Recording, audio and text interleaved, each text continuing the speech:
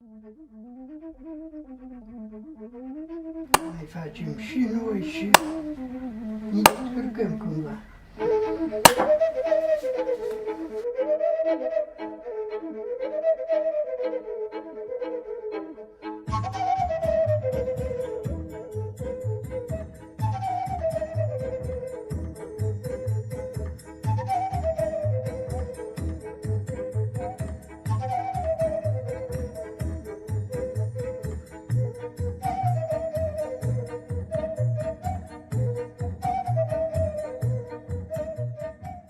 Mă numesc Roman Gheorghe, aludan din Bărsana. Fac optinci. Prima dată am fost ferar, 35 de ani de ferărie am.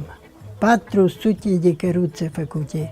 Toate uneltele agricole, ce trebuie? Plug, sapă, grapă, coasă, ce trebuie.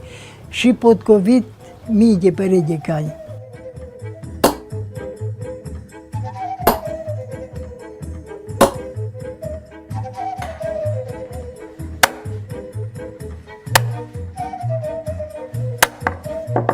Eu am făcut optinci acum aș 50 de ani. De acolo încoace s-a purtat un pic, după asta au ieșit, știți, acum au ieșit pantofi, au ieșit bocanci, s-a mai modernizat lumea. Dar înainte, opinca a fost baza.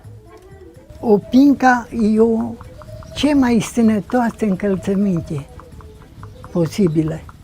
Picioarele au nevoie de masaj. Cu un pantof e închis piciorul acolo. Asta e aerul, umblă frumos acolo să aerisezi, nu? Este foarte comode.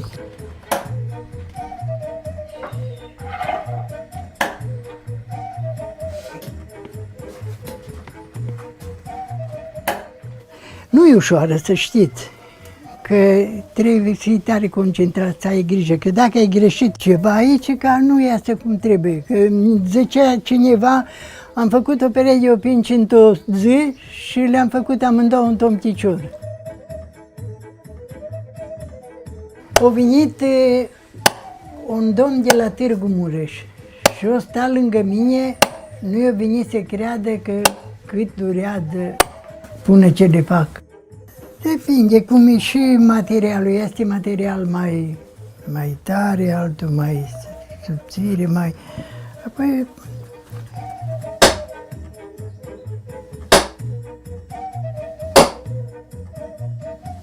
Prima dată trebuie să o croiesc, să vedem cum să o fac așa.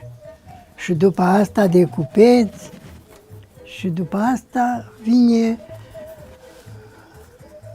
cureaua asta care se trage până ea.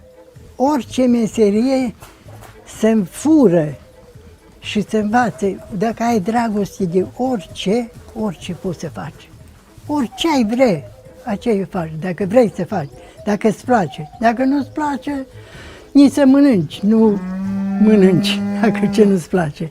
Un om care iese la pensie și își caută păpuși de casă, acela nu se poate considera om. Dumnezeu ne-o dă înțelepciune, Dumnezeu ne-a dat mie înțelepciunea să fac opincile astea. Nu nimeni, numai Dumnezeu. Pentru mine ăsta, costumul ăsta și ce vedeți, mai mult țin la ele ca la mine. Obligatoriu, duminică de duminică, sărbătoare, oriunde mă duc. Atât de mândru, de nu vă puteți închipui câtă lume când văd femeile, mai ales în general femeile, și bărbați. Și bărbații mai poartă, dar mai puțin, dar femeile. Când le văd duminica îmbrăcate, în costumele astea naționale a noastre frumoase și cu cincile astea, păi nu vă puteți închipui cu câtă dragoste lucru. De-abia aștept să mă scol, să mă apuc de lucru. Noi ce avem, noi asta, noi nu trebuie să fim mândri de ceea ce suntem și ce avem. Să fim foarte mândri. Că vreau să vă spun ce avem noi Maramureșul nu are lumea întreagă.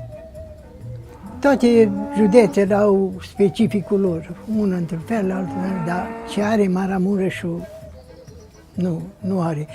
Nu să ne lăudăm noi, cum zice un proverb, că tot țiganul laudă calul.